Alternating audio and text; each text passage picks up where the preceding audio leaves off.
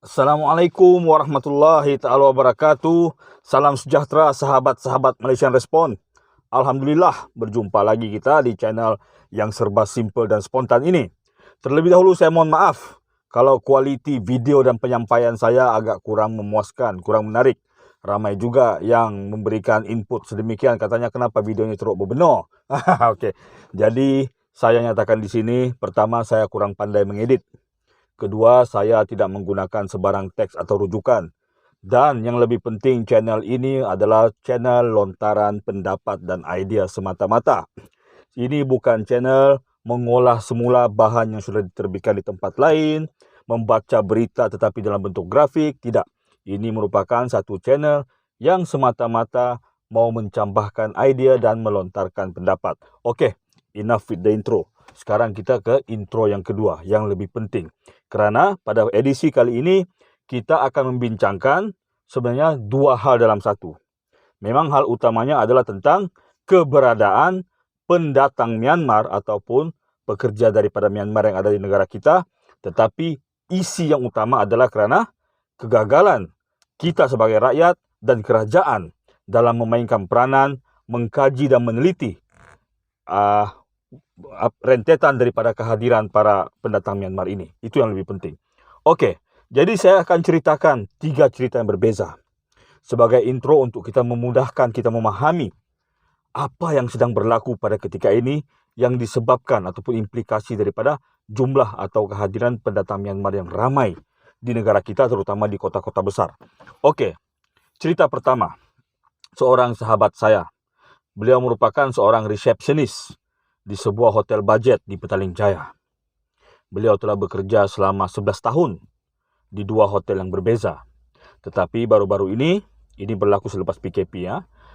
Semasa PKP baru-baru ini beliau telah menceritakan kepada saya bahawa beliau telah pun diberhentikan kerja. Pada mulanya saya ingat mungkin kerana hotel tempat dia bekerja sudah tutup. Rupanya tidak, kerana bos mengambil pekerja Myanmar.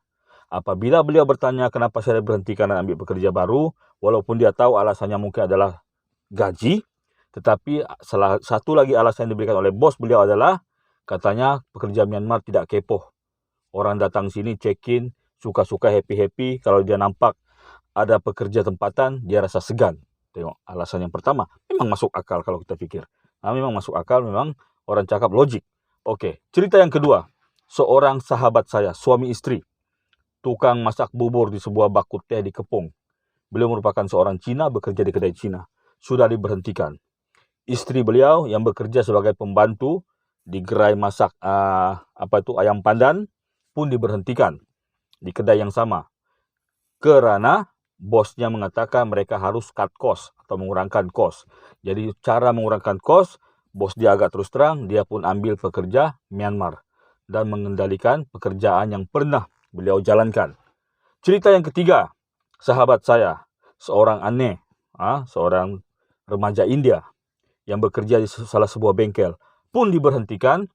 Kedai tidak tutup, tetapi bos ambil pekerja baru Myanmar kerana mereka rasakan, sekali lagi, pertama, kos. Kedua, mereka bilang pekerja asing ini tidak banyak kerena. Okey, kita ambil pendekatan bahawa apa yang dipikirkan dan dikatakan oleh bos ketiga-tiga majikan tadi benar. Okey, kita ambil begitu. Tetapi yang lebih penting adalah natijahnya. Kalau mereka tidak ada, tentu pembuangan pekerja tempatan India, Melayu, Cina ini tadi tidak akan terjadi. Yang kedua, coba lihat. Hampir semua skop pekerjaan mereka sudah takluki. Kerja yang dibuat oleh Melayu, kerja yang dibuat oleh Cina, kerja yang dibuat oleh India, mereka sudah kuasai. Kalau pendatang daripada negara lain, mungkin mereka menguasai bidang-bidang tertentu saja. Tidak mungkin mereka menguasai keseluruhannya. Tetapi para pekerja asing dari Myanmar, mereka menguasai hampir semua skop yang boleh mereka pelajari dan boleh mereka resapi. Jadi nampak. Jadi mengapa pekerja Myanmar ini boleh ditawarkan gaji yang lebih rendah berbanding bukan saja orang tempatan tetapi pekerja asing lainnya? Kenapa? Kerana jawapannya adalah mereka tidak bayar permit. Jadi sekarang, kenapa pula mereka tidak bayar permit? Mereka tidak bayar permit kerana mereka berstatus pelarian. Jadi siapa yang memberikan status pelarian ini? tidak lain tidak bukan Pertubuhan Bangsa-Bangsa Bersatu melalui cabang pelariannya yaitu UNHCR, United Nation, tidak tahulah macam mana. Okey, jadi mereka inilah yang menentukan sesebuah komuniti itu dianggap pelarian dari negara asalnya atau tidak. Jadi dalam kes Myanmar, alasan yang diberikan oleh PBB supaya Malaysia menjadi salah satu negara ketiga yang menerima pelarian adalah kononnya berlaku konflik di bahagian utara Myanmar. Bahagian utara Myanmar, tempat di mana para pendatang Myanmar yang rata-rata ada di Malaysia ini berasal dari suku Karen, suku Kachin, suku Shan. Shan itu nama tempat, dan saya pun lupa beberapa suku yang lain, suku Hmong begitu. Okey, jadi mereka berasal dari utara. Kononnya berlaku krisis ataupun konflik yang melibatkan konflik bersenjata yang mengancam kedudukan mereka. Tetapi sanggahan saya adalah konflik berkenaan sebenarnya berlaku di hujung tahun 70-an dan berakhir pada pertengahan tahun 80-an. Maknanya sudah tidak ada. Satu. Kedua, persyaratan PBB untuk menentukan bahawa hal ini merupakan satu konflik harus menepati dua ciri utama, yaitu berlaku genocide atau massacre. Genocide dan massacre ini bermaksud pembunuhan secara besar-besaran. Yang kedua, berlaku ethnic cleansing atau pembersihan etnik. Nah, hal ini tidak berlaku. Sebaliknya yang berlaku di Myanmar, yang ditindas, yang dilakukan pembersihan etnik itu adalah orang-orang Rohingya yang tinggal di wilayah Rakhine atau Arakan yang berada di bahagian tenggara negara tersebut, jauh dari bahagian utara. Jadi sepatutnya taraf refugee atau pelarian yang dipegang oleh pemegang kad UNHCR Myanmar sekarang seharusnya tidak berlaku lagi. Sudah tidak boleh diterima pakai kerana negara mereka sudah tidak berada dalam posisi konflik. Jadi apa masalahnya yang sebenar? Pertama, kita rakyat tidak prihatin. Kita tidak menyorakan masalah yang sedang berlaku di sekeliling kita. Kedua, yang jauh lebih penting adalah kerajaan kita.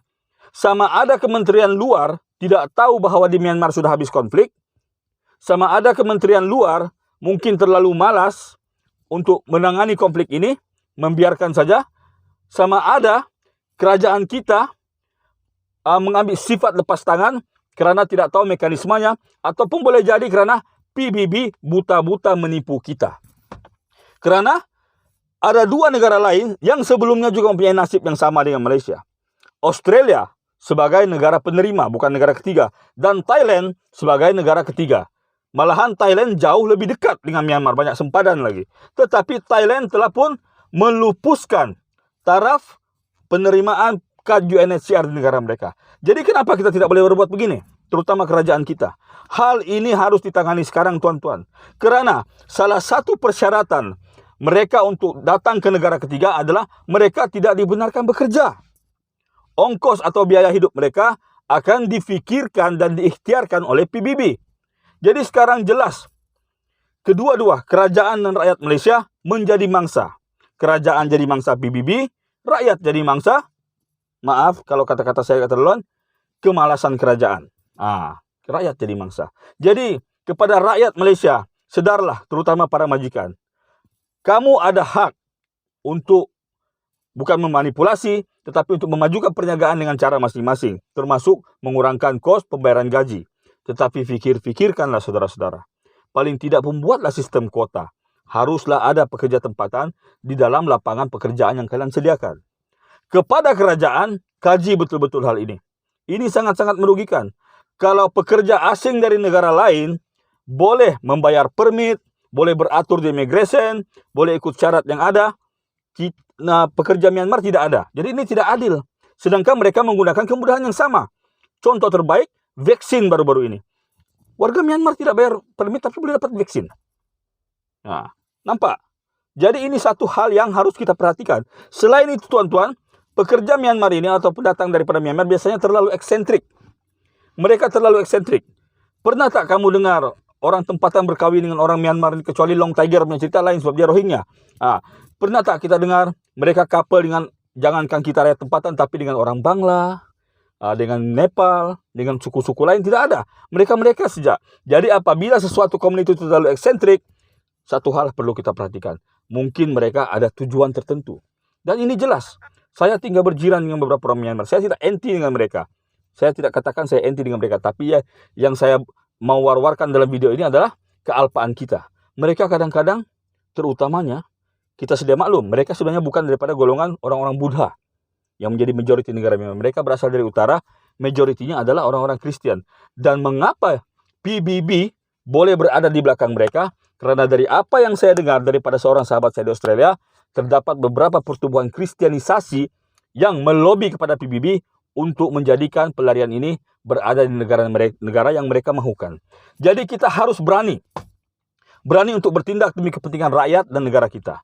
Jadi sampai di sini saja tuan-tuan, kepada rakan-rakan yang ada kawan-kawan di kementerian, silakan bagi tahu bahwa sudah tiba masanya untuk kita mengambil tindakan. Dan kepada kita sendiri, kita perhatikan ya, kita ambil langkah-langkah yang boleh mengurangkan perebutan pekerjaan, terutamanya rezeki kita yang ada di negara kita. Oke lah. Wallahu a'lam bishawab. Assalamualaikum warahmatullahi taala wabarakatuh.